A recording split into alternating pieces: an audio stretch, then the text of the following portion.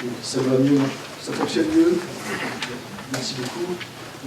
Mesdames, Messieurs, chers collègues, je voudrais tout d'abord remercier les organisateurs du colloque de donner l'occasion, la chance de m'exprimer devant vous sur un thème central pour l'avenir du cadre européen commun de référence, à savoir sa contextualisation, la prise en compte du contexte dans lequel ce document, qui est central pour les politiques linguistiques en Europe, est mis en œuvre. On voit bien en Europe que ce document, le cadre européen commun de référence, que j'appellerai maintenant le cadre, si vous voulez bien faire plus court, est devenu un document de référence évident pour tous les pays européens, sans exception. Ce qui nous a amené au Conseil de l'Europe, il y a 2 ans, à faire un forum, pour faire un petit peu un bilan. Un bilan de cette utilisation dans les différents pays européens. Et nous sommes très vite aperçus.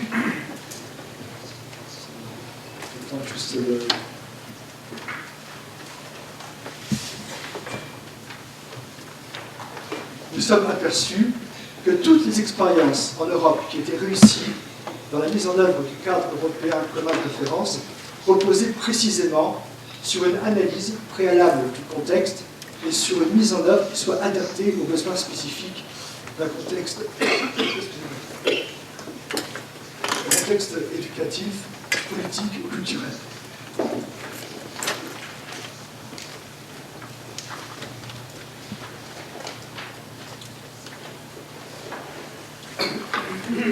Excusez.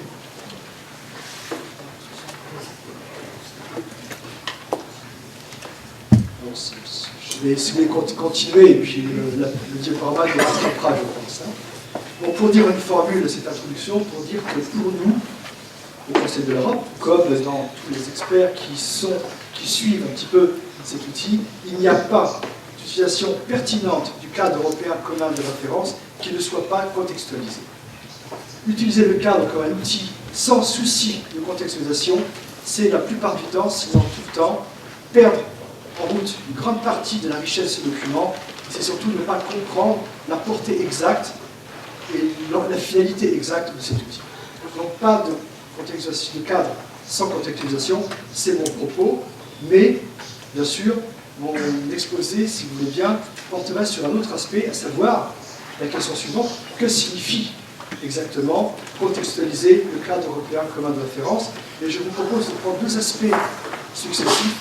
Dans un premier temps, de considérer cette contextualisation comme les modalités de prise en compte du contexte éducatif, socio-linguistique et culturel dans l'utilisation des outils que propose le cadre européen commun de référence. Et dans un deuxième temps, de voir comment cette contextualisation peut amener à adapter l'outil lui-même, à l'enrichir, pour faire face à des besoins qu'il ne couvre pas dans sa lettre, puisqu'à un moment donné, au moment où il était élaboré. Ce sont ces 2 aspects que je me propose d'aborder rapidement avec vous, en commençant par le premier, c'est-à-dire de la prise en compte, dans la mise en œuvre du cadre européen commun de référence, la prise en compte du contexte.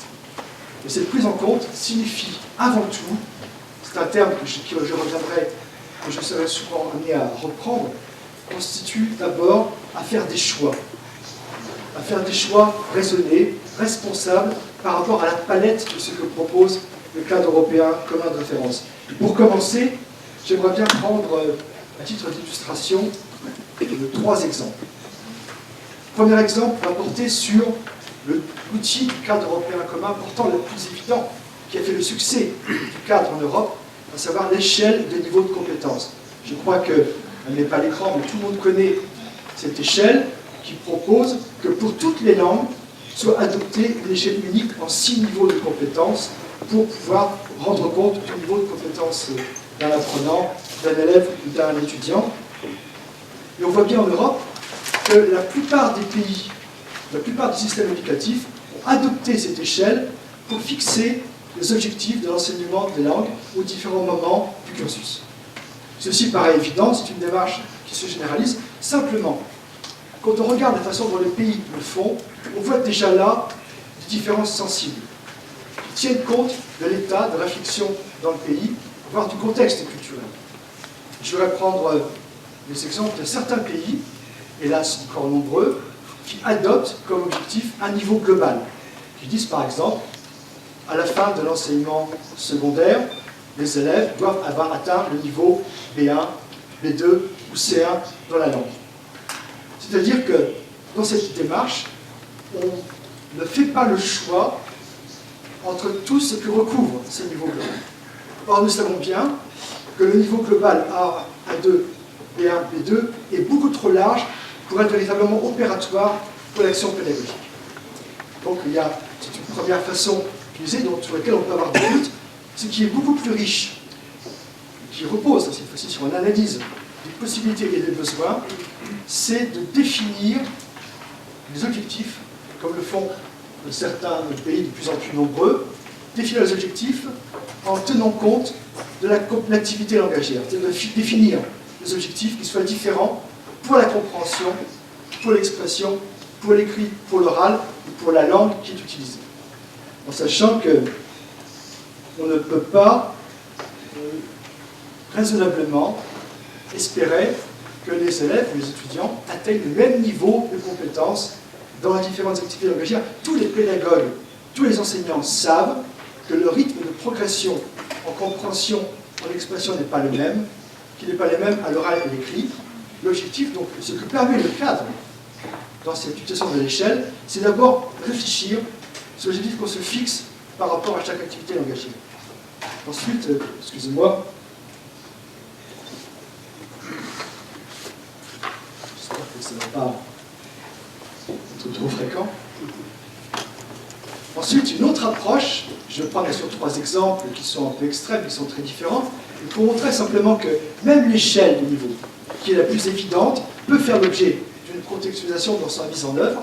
C'est l'exemple d'un pays autre que la France qui a utilisé justement des niveaux un petit peu différenciés par activité langagière, comme les Pays-Bas, qui ont, eux, sur la base d'une analyse extrêmement fine des compétences réelles de leurs élèves, défini des niveaux très différents pour la même activité de communication selon les langues.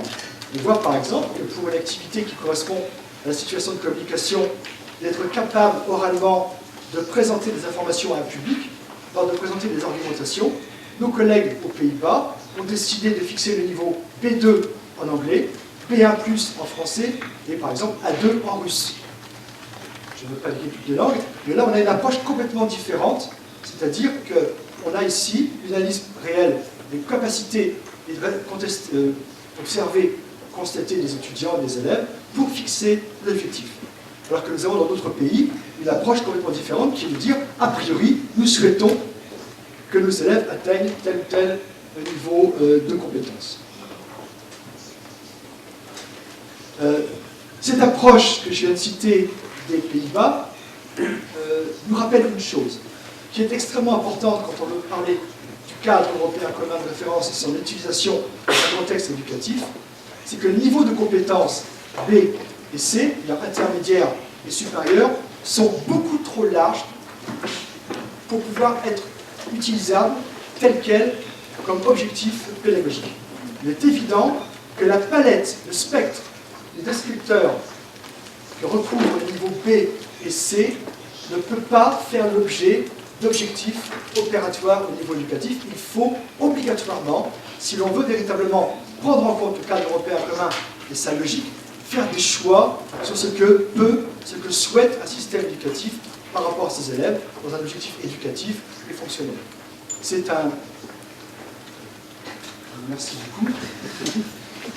On a justement à l'écran que je souhaitais juste commenter, montrer que pour un seul niveau, par exemple ici le niveau B2, dans une activité langagière, on a une multitude de situations et qu'il est peu raisonnable de fixer comme objectif, sauf en cas d'enseignement intensif, de fixer comme objectif la maîtrise par des élèves, des étudiants, de l'ensemble de ces descripteurs. Donc fixer par exemple le niveau B2 comme objectif, un niveau de classe, suppose que l'on réfléchisse dans ces éducatifs sur ce qui correspond effectivement aux possibilités éducatives, culturelles, en termes de moyens également, de volume horaire, et aux objectifs du système éducatif dans un moment donné du cursus.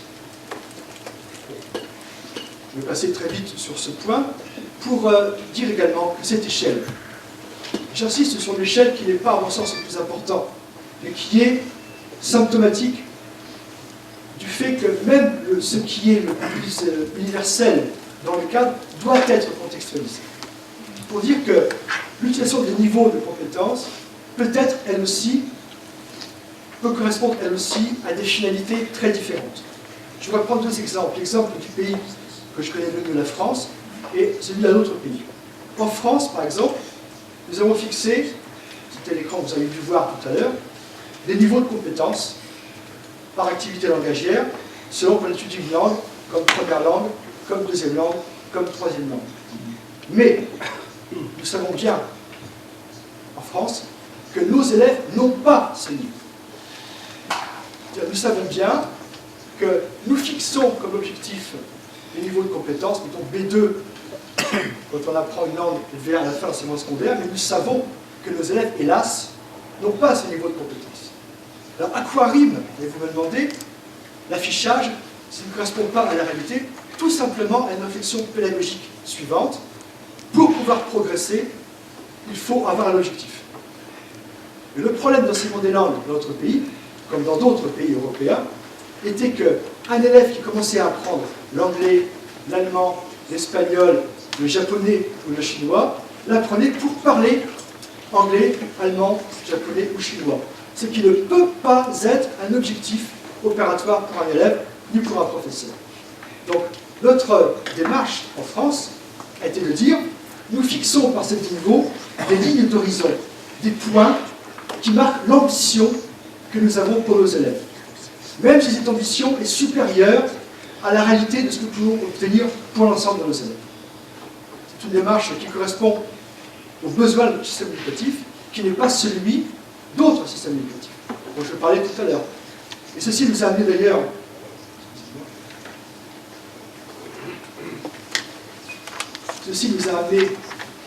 à introduire une distinction qui me semble extrêmement fertile pédagogiquement dans nos programmes, les plus récents, c'est de fixer des objectifs comme ambition et de fixer d'autres objectifs comme exigence. C'est-à-dire que pour une même classe, nous définissons l'ambition là où nous devons, nous enseignants, porter un maximum d'élèves, et c'est que nous considérons comme l'exigence pour la réussite des examens, au diplôme, voire pour une orientation. Voilà une utilisation des niveaux qui correspond à notre besoin en France quand nous constatons nos difficultés dans l'enseignement de la vivante qui sont essentiellement du fait que nous ne savions pas où nous allions, nous ne savions pas quels étaient les objectifs réalistes que nous pouvions avoir l'ambition de faire atteindre par nos élèves. Je vais prendre un autre exemple, cette fois-ci complètement différent, d'un pays européen qui est au nord-est de la France, le Luxembourg. C'est un petit pays, mais je le dis parce qu'il a une situation extrêmement différente. C'est un pays plurilingue. Un pays où tous les élèves, sauf quelques très très rares exceptions, ont un très haut niveau de compétences dans au minimum 3 langues étrangères. 3 langues. Luxembourgeois, français, allemand, plus l'anglais qui est obligatoire.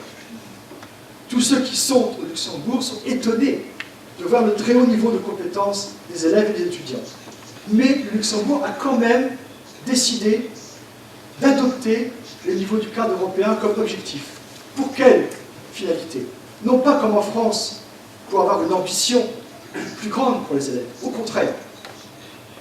C'est parce que les langues sont au Luxembourg un facteur d'échec scolaire, d'exclusion sociale, dans la mesure où les professeurs ont des exigences irréalistes par rapport aux capacités de l'ensemble des élèves, et en particulier des élèves issus de l'immigration, qui sont très nombreux au Luxembourg. Donc là, la finalité de ce pays est d'adopter les niveaux du cadre pour expliciter, pour rendre transparent, pour imposer presque aux enseignants une vision réaliste des exigences qu'ils ont par rapport à leurs élèves et lutter contre l'échec dû aux langues vivantes. On voit bien, ici on a deux extrêmes, que même donc, cette utilisation des échelles de niveau de compétences peut être différenciée dans son approche et répondre à des finalités qui sont très différentes. Mais je voudrais maintenant parler d'un autre point qui est peut-être encore plus important que ce que je viens d'évoquer, c'est le fait que l'intérêt premier, l'intérêt principal de l'échelle de niveau de compétence du cadre européen, c'est que pour avoir un sens pédagogique, elle doit être obligatoirement déclinée par activité langagière. Fixer le niveau B1, B2, je le disais au début, n'a pas de sens. Cette échelle n'a de sens que si on l'adapte, si on la décline pour la compréhension, pour l'expression, ce qui suppose qu'il est indispensable, quand on veut utiliser le cadre européen commun de référence, de s'interroger dans un pays, dans une institution, un système éducatif, sur le poids respectif que l'on souhaite donner à la compréhension, à l'expression, à l'écrit et à l'oral, en sachant qu'il n'y aura pas deux réponses identiques selon le pays, qu'il n'y a pas deux réponses identiques selon les élèves que l'on a devant soi. Je vais prendre deux exemples, là aussi, extrêmes. Si j'ai affaire à des élèves qui se préparent au métier de la restauration ou de l'hôtellerie, il est évident que la priorité sera donnée aux interactions orales. Si en revanche, je m'adresse à des étudiants, des élèves très avancés, qui possèdent déjà plusieurs langues, je peux très bien mettre l'accent sur la compréhension de l'écrit dont ils auront besoin pour faire des recherches, pour accéder à des documents dans la langue écrite. Il y a donc une réflexion à mener par rapport aux besoins du public, par rapport aux possibilités en volume horaire et en logique d'un système éducatif particulier.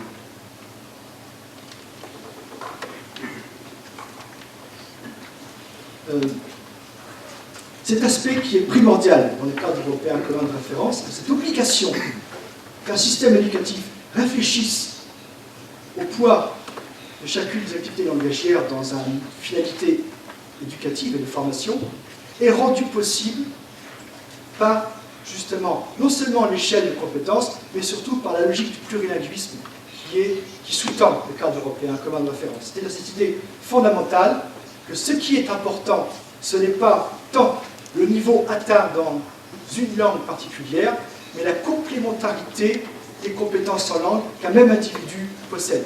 Ce qui permet précisément de jouer pour un même individu, pour un même élève, pour un étudiant, sur des niveaux différents de compétences. C'est ce que permet le cadre. Et le cadre permet même une autre approche, légitime une autre approche, qui est par exemple celle qui est de plus en plus défendue en Europe pour certaines langues, ce qu'on appelle l'intercompréhension, c'est-à-dire une démarche pédagogique qui permet de se fixer comme seul objectif la compréhension dans la langue sur la base des compétences linguistiques acquises par les élèves dans d'autres langues. On a par exemple des travaux extrêmement intéressants sur l'intercompréhension entre les langues germaniques ou les langues latines. Un élève ou étudiant qui possède déjà plus de connaissances dans plusieurs langues latines ou romanes peut très facilement accéder à la seule activité de compréhension de l'écrit dans une autre langue romane. Ceci n'est pas nouveau, ceci existe depuis longtemps. Le cadre européen commun l'intègre dans sa démarche, donne une nouvelle légitimité à cette possibilité. Mais je voudrais cesser de parler de cette échelle de niveau de compétences pour parler de choses qui est plus au cœur du cadre, à savoir le cadre européen commun de référence propose, le schéma est compliqué mais c'est juste pour en illustration, propose une grille commune à toutes les langues du fonctionnement de l'apprentissage linguistique. Dans cette grille commune d'analyse, que j'ai naturellement beaucoup simplifiée ici, on part du principe qu'au cœur de l'apprentissage doivent se situer les compétences, c'est-à-dire la capacité à mobiliser des savoirs grammaticaux, lexicaux, culturels, sociaux, etc., des compétences pragmatiques, tout ceci étant mobilisable au service de tâches communicatives, c'est-à-dire de tâches à réaliser avec la langue, tâches de compréhension ou d'expression, les deux étant mêlés, donc nécessitant des activités langagières, et qui du coup nécessitent également le recours à des stratégies. C'est la conception de le fonctionnement de l'apprentissage des langues que propose le cadre européen commun de référence. Mais, je crois qu'il faut beaucoup insister dessus, car il y a de très nombreux malentendus en Europe sur ce point. Cette grille n'est pas une norme. Cette grille ne dit pas comment il faut enseigner. Cette grille est simplement une aide proposée à toutes les institutions scolaires, aux différents systèmes éducatifs, pour dire, nous vous proposons d'analyser de faire le point, pays par pays, sur les enseignements qu'on mettait en place, pour réfléchir à ce qui est nécessaire d'enrichir, de modifier, non pas parce que tout le monde doit faire la même chose, mais pour que tous les choix qui soient accomplis puissent être comparés, responsables et compréhensibles par d'autres pays, ce qui suppose bien sûr qu'on respecte, quand on parle des choix, quand on explique ces choix, qu'on respecte cette terminologie.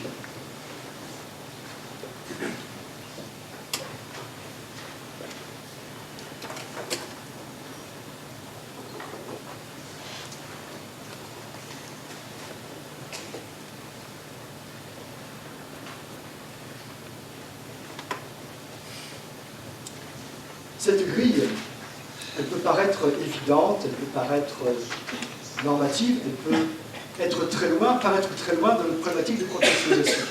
Mais là aussi, je voudrais, à partir de deux exemples un petit peu extrêmes, montrer que l'utilisation de ces grilles d'analyse que nous avons tous adoptées en Europe pour définir, pour parler d'enseignement des langues, peut donner lieu là aussi à une contextualisation extrêmement diverse. On peut tout à fait, dans le système éducatif, considérer que cette grille va être utilisée pour améliorer l'enseignement d'une langue vivante étrangère, une langue particulière. Et dans ce cas, on mettra l'accent dans cette grille sur ce qui relie les aspects linguistiques de la langue, les aspects pragmatiques. En revanche, on peut tout à fait considérer un système éducatif qui se fixe comme objectif d'utiliser le cadre, non pas pour améliorer l'apprentissage d'une langue, mais pour permettre véritablement que les élèves qui reçoivent l'enseignement en langue soient préparés à apprendre des langues vivantes. Que l'objectif de l'enseignement des langues ne soit pas seulement la maîtrise de telle ou telle langue, mais de développer chez les élèves des capacités cognitives, méthodologiques, pour pouvoir, d'une part, faire l'usage de l'ensemble des langues qu'ils possèdent, et pouvoir, en dehors du système éducatif, apprendre des langues, avoir envie d'apprendre des langues, être doté des possibilités d'apprendre des langues. Si on a cette approche, il est évident que cette grille sera lue différemment. Sans changer aucun mot, ici on voit bien que ce nouveau schéma met l'accent non pas sur l'aspect linguistique et pragmatique d'une langue particulière, mais sur ce qui est transférable d'une langue à l'autre, ce qui est en fait transversal à l'apprentissage des langues, à savoir les compétences générales individuelles qui se basent sur les expériences linguistiques et culturelles diverses, que tout l'aspect savoir pragmatique, les compétences pragmatiques sont construites non plus à partir d'une langue particulière, en ayant le souci de chercher des synergies entre différentes langues, et qu'on ajoute dans ce schéma, on met en exergue non pas seulement l'utilisation d'une langue, mais les stratégies d'utilisation des langues, stratégies qui sont par définition transférables et utilisables pour quelque langue que ce soit. Simplement pour dire ici, sans pouvoir aller dans le détail, que la même grille d'analyse permet, selon le besoin, les objectifs et les décisions d'un système éducatif, de prendre des choix qui sont différents, en sachant, c'est cette dernière phrase qui pour moi est la plus importante, qu'entre ces deux extrêmes, travailler sur une langue et travailler pour un objectif de plurilinguisme, de diversité, il y a bien sûr toute une palette de possibilités. Et que utiliser le cadre européen commun de référence, bien évidemment, suppose que l'on se place dans ce continuum. Il est peu crédible de vouloir utiliser le cadre européen commun de référence si on a pour seule finalité l'amélioration de l'apprentissage d'une langue particulière. Il est évident que la logique même du cadre européen commun de référence, l'adoption, doit correspondre au souci d'intégrer dans chaque enseignement de langue des dimensions qui permettront à chaque élève de pouvoir gérer intelligemment ses compétences en langue et pouvoir étendre ultérieurement, s'il le souhaite, les différences dans les différentes langues. Je vois que le temps passe très vite, il faut que j'accélère. J'ai pour l'instant évoqué simplement, très rapidement, toujours en esquissant, comment mettre en œuvre le cadre européen commun de référence dans des contextes différents, pour montrer qu'en fait, il n'y a pas une façon de l'utiliser, mais qu'il y a possibilité de grande diversité. Il y a bien sûr une autre façon complémentaire de contextualiser le cadre, c'est de l'adapter, de l'enrichir. On sait bien qu'il y a des situations pédagogiques qui ne sont pas prises en compte par le cadre européen commun de référence. Je vais en citer trois, tout simplement. Quand on a cette dimension par exemple, de formation plurilingue. Quand on met l'accent sur les compétences générales individuelles, que j'ai ici listé juste pour mémoire, on voit bien que le cadre européen commun de référence ne fournit pas tous les descripteurs qui sont nécessaires pour rendre compte d'une progression dans ces compétences générales individuelles, et des travaux en Europe sont en cours pour nous doter de descripteurs complémentaires. Donc on peut tout à fait vouloir utiliser le cadre européen commun de référence et souhaiter, en restant fidèle à ce document, enrichir la palette de descripteurs qu'il nous propose. D'autres situations sont bien connues. Par exemple, tout à l'heure, le professeur citait l'enseignement bilingue, l'immersion. On sait bien qu'en Europe, de plus en plus, la voie la plus efficace pour apprendre une langue, c'est de recevoir l'enseignement complémentaire d'autres disciplines dans cette langue, en allant de l'immersion à des interventions ponctuelles, on a naturellement toute la palette, mais on s'aperçoit très vite que le cadre européen commun de référence ne nous fournit pas suffisamment de descripteurs pour tenir compte de la situation de la langue dans ces enseignements bilingues. Il nous faut, là aussi, enrichir le cadre. C'est dans la logique du cadre de cet enrichissement. C'est fait, par exemple, en Irlande, pour les enfants émigrés. C'est fait en Suisse actuellement. C'est fait au Luxembourg. Et il y a un travail extrêmement prémoteur du Conseil de l'Europe actuellement qui consiste à intégrer dans cette réflexion sur le plurilinguisme les langues de scolarisation et de réfléchir de la même façon que pour les langues étrangères aux progressions nécessaires et possibles dans la maîtrise des langues de scolarisation pour prendre en compte l'élève en tant que tel et pas seulement les langues les unes à côté des autres. Et dernier point, bien sûr, qui est soulevé aussi en Europe, c'est le cas des langues asiatiques. On sait bien que le cadre européen commun de référence a été élaboré en tenant compte des cultures et des langues européennes et qui ne prend pas en compte d'aspects qui caractérisent les langues asiatiques. Il suffit de penser au rôle tout particulier de la graphie dans certaines de ces langues pour s'apercevoir que le cadre doit là aussi, quand on veut l'utiliser pour ces langues, être enrichi, complété. En fait, vouloir enrichir, adapter le cadre, ce n'est pas trahir le cadre, c'est au contraire être fidèle à son esprit, être fidèle à sa lettre. Je crois qu'à l'inverse même, quand on adopte le cadre sans véritablement fermer les situations et les besoins, c'est là qu'on tourne le dos à l'esprit de ce document. Maintenant, malgré tout, deuxième partie. Deuxième partie, je vais aller beaucoup plus vite, hein, je ne vais pas prendre trop sur le temps, c'est que quand on dit nécessité, possibilité de contextualiser le cadre, ça ne veut pas dire pouvoir faire n'importe quoi. Il y a des contraintes. Il y a des contraintes qui sont fortes. La première de ces contraintes, elle est liée à l'historique du cadre européen commun de référence. C'est un document qui a été voulu politiquement en Europe pour avoir un outil de transparence, de comparabilité des niveaux de qualification. Il est évident que quand on décide d'utiliser le cadre européen commun de référence, on s'engage au respect de la valeur de référence internationale de cet outil. Sur l'échelle de niveau de compétences, bien sûr, mais également sur cette grille de compétences, cette grille d'analyse que j'ai citée tout à l'heure. Là, il y a bien sûr une contrainte, et cette responsabilité, elle n'est pas entre un pays et le Conseil de l'Europe. Cette responsabilité émergente, elle est entre les pays, entre les différents partenaires. Quand moi, pays, France, par exemple, je décide de dire que mes élèves ont tel ou tel niveau, j'engage pas seulement ma responsabilité, j'engage également l'avenir du cadre dans les autres pays européens. Cet outil ne vaut que parce qu'il est respecté au niveau international, sinon il perd toute valeur de référence, il perdrait toute sa finalité et sa portée. Mais le deuxième enjeu, la deuxième contrainte très forte, c'est l'idée que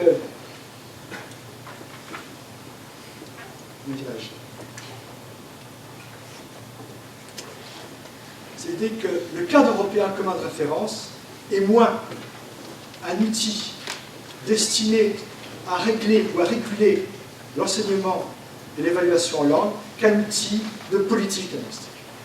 Le cadre est essentiellement un outil de politique linguistique qui a pour fonction de promouvoir un certain nombre de valeurs. Et c'est un peu ce qui est oublié le plupart du temps quand on parle du cadre européen, que l'on veut voir l'aspect technique pour les questions d'évaluation ou de matériaux pédagogiques, en oubliant que ce qui fait la valeur du cadre européen commun de référence, ce sont les valeurs justement qui le sous-tendent. Ces valeurs, quelles sont-elles? J'ai parlé de la valeur de transparence, de comparabilité, également le respect de la diversité linguistique et culturelle, respect de la diversité culturelle et linguistique, c'est naturellement l'idée de dire qu'il n'y a pas de respect de cette diversité s'il n'y a pas éducation à la valeur de la diversité, c'est le plurilinguisme dans la conception telle que je l'ai très rapidement vu tout à l'heure. Et puis, autre point fondamental dans le cadre européen commun de référence, qui constitue une contrainte très forte, c'est de dire qu'il n'y a pas possibilité de faire accéder les apprenants à ces valeurs si en même temps l'enseignement des langues n'a pas pour mission, comme les autres disciplines, de développer l'autonomie des apprenants, d'en faire des citoyens responsables, capables de prendre en charge, avec l'aide des enseignants, leur propre apprentissage, c'est-à-dire dire que le respect de la diversité, le plurilinguisme et le développement de l'autonomie de l'apprenant sont un fil conducteur à travers le cadre européen commun de référence. Ce fil conducteur, en fait, il est très visible. Non seulement il porte ses traces dans l'ensemble des parties du cadre européen commun de référence, mais je dirais même qu'il assure la cohérence interne du cadre européen commun de référence. Cohérence interne si on pense aux différentes parties. Par exemple, le fait que on s'aperçoit que la mise au cœur du cadre de ces valeurs entraîne un changement de perspective. Où tout dans le cadre, toutes les, comment dirais-je, les objectifs fixés à l'enseignement et les outils pour l'évaluation partent non plus, comme traditionnellement, de l'analyse d'une langue particulière, mais partent de l'individu, dans ses possibilités, dans ses besoins. Cet changement de perspective, il est extrêmement important dans le cadre européen commun de référence. Ça nous amène, par exemple, au fait de l'idée que ce qui est important, ce n'est pas ce qui différencie, ce qui distingue les compétences d'un individu de la compétence de l'écouteur natif, mais c'est de s'interroger uniquement sur ce qu'un élève, une personne est capable de faire avec la langue.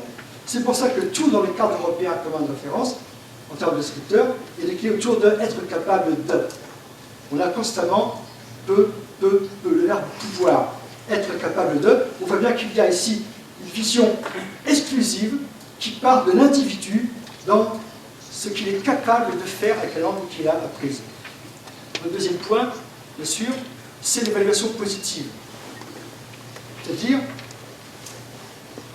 de ne plus renvoyer à nos élèves une image négative sur leurs compétences, mais de chercher systématiquement à identifier ce qu'un élève est capable de faire avec la langue, même si cette capacité est limitée. Ce qui n'empêche pas que l'enseignant doit continuer à faire progresser l'élève. Et ceci, pour nous, a un effet secondaire en Europe, en tout cas en France, extrêmement important. Ceci contribue à rendre confiance à nos élèves dans leur capacité à apprendre des langues. On sait bien que sans confiance, il n'y a pas de possibilité de progresser.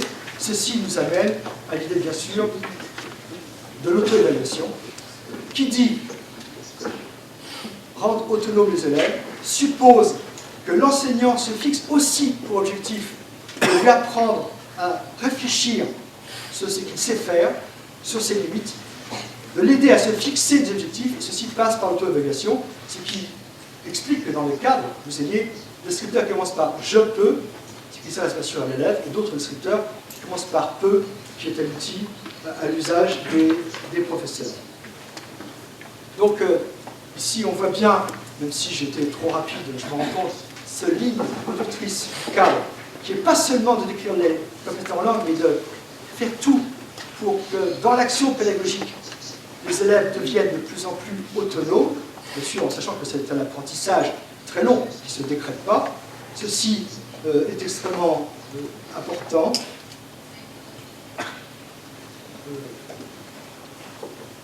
Et dans cette logique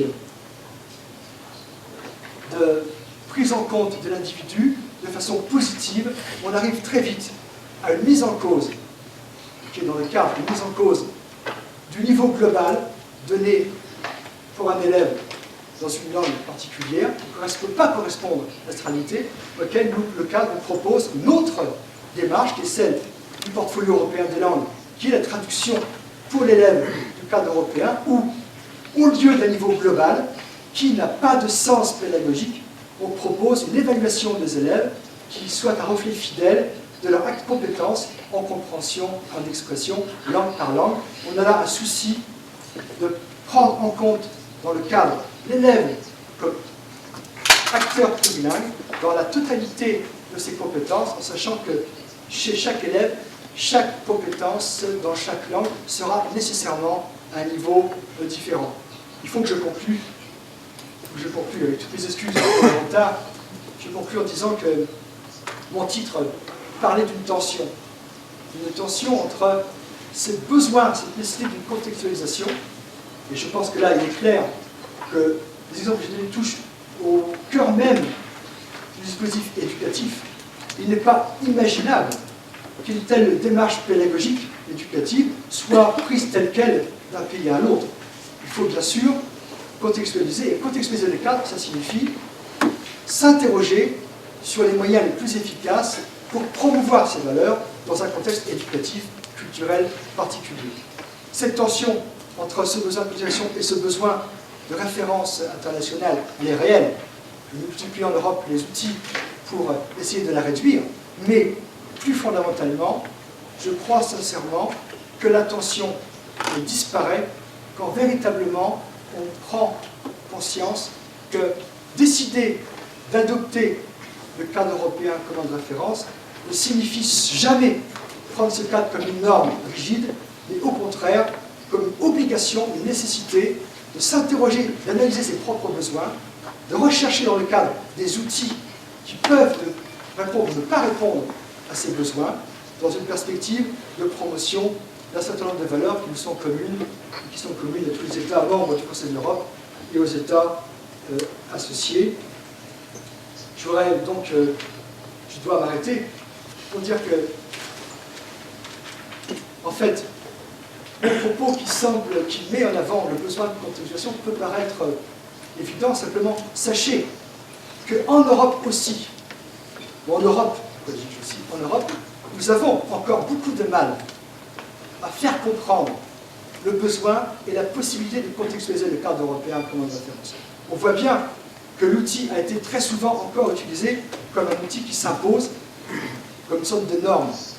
Donc, tout le travail que nous faisons en Europe aussi, c'est de réfléchir par rapport à nos contextes éducatifs aux moyens de faire de cet outil un véritable levier d'évolution et de changement. Je suis convaincu que le travail qui sera réalisé en Asie autour de cet outil nous aidera en Europe aussi à mieux comprendre ce que signifie la contextualisation. Donc je vous remercie de votre écoute. Je vous prie d'excuser d'avoir pris du retard. Et puis je vous remercie également des résultats et des bénéfices que nous tirerons tous, peut-être j'espère, ici en Asie, mais surtout aussi pour nous en Europe, de nos travaux et de nos réflexions sur cette problématique que vous avez été posée. Merci beaucoup.